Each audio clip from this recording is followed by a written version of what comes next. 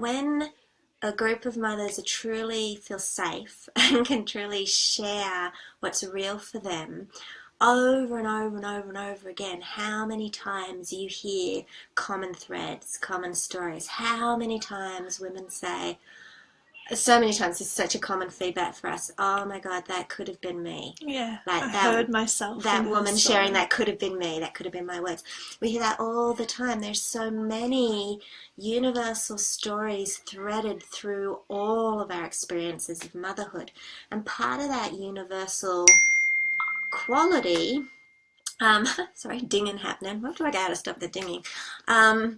Is shadows. There are also some very universal shadows of the mother that are pretty present to some degree in nearly every mother. They are present in it. Yeah. Well, they are present whether you're a shadow or not, yeah. And the thing with shadows is they're the things that we most don't talk about. Even though they're universal, we hide them so deeply often because we don't feel safe and we wish they weren't in us. So it's extra want them to be gone, to bring them up in safe spaces with other mothers. We consider them our biggest faults, don't we? Yeah. So some of the common ones that we hear a lot is the angry, raging mother. Yeah, I was just saying to Lisa, I would call it the psycho, crazy, raging mum. Like a whole other persona comes out and you just completely lose it at your kids and then afterwards feel like massive shame and guilt. That's definitely a shadow of the mother. You lose it when you're like so stretched. The slack, lazy, neglectful mother. Yes. Oh yeah, that's another one. It's the parts of us that we make so wrong and we wish were not a part of us. Yeah. And we hold shame and guilt around. Yeah, and that we beat ourselves up about over and over and over again. Like, I need to do better. I need to change this. I need to be different. I need to be different. Yeah. Yeah. So the reason we shadow work is something, one of the things that we bring into all of our work is because, well, it's a similar thread to what you've probably heard us say in so many other ways. You need to have a healthy relationship with the whole of you in order to have a really healthy relationship with your children. And the shadow, it never actually works to deny or push away or just try to cut out or from a place of making something wrong, from a place of blaming yourself and shaming yourself. It doesn't actually work to change something and to get rid of something. It actually makes it get even stronger and explode even more and kind of get hidden more, which then makes it from, like, you probably heard that saying, what you resist persists. And we mentioned in our other live about shadows, like the beach ball effect. The more you push them under the water, the more they fly out like crazy. Yeah, as soon as you get tired or stressed or you lose your focus on holding everything down and squashing it in, flies up. So that's why it's so important to do this kind of work, to actually be really real with yourself and stop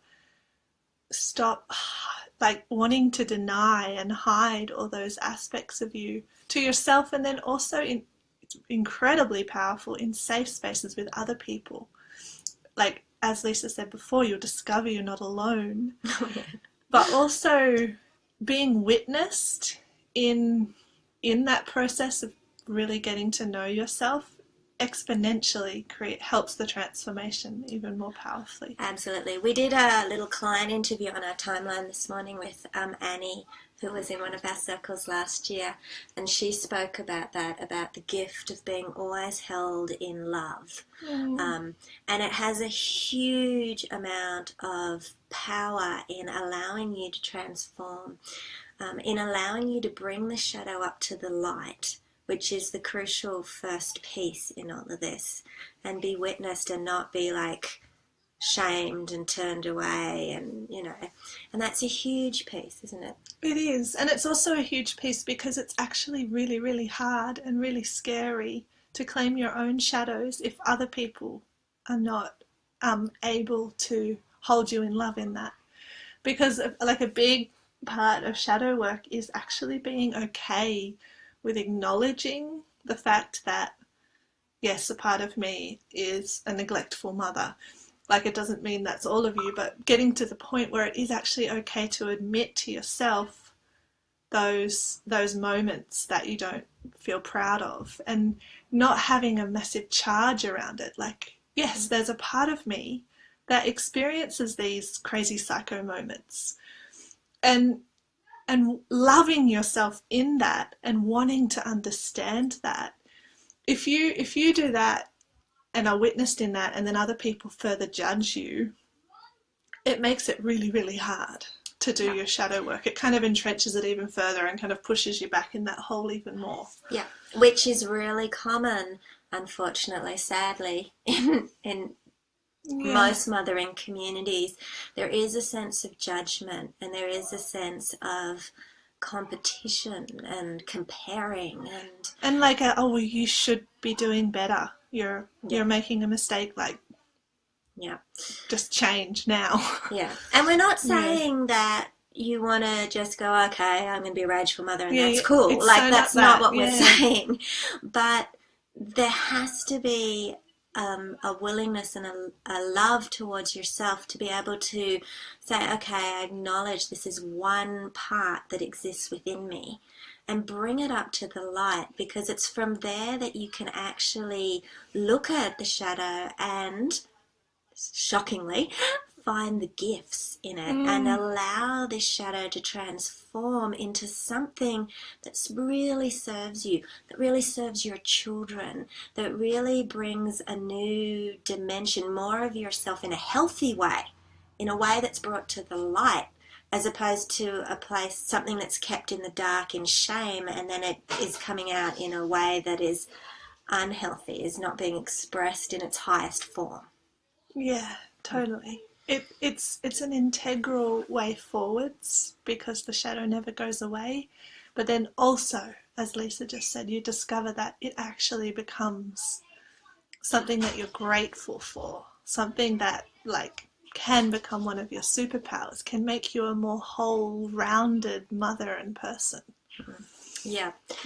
So we often get a lot of really odd looks when we say that. Yeah, like someone admits a shadow and they're like, that's that one that I absolutely hate, that I just want to, like, cut out of existence and How never can be there again. possibly be a gift in that? Yeah.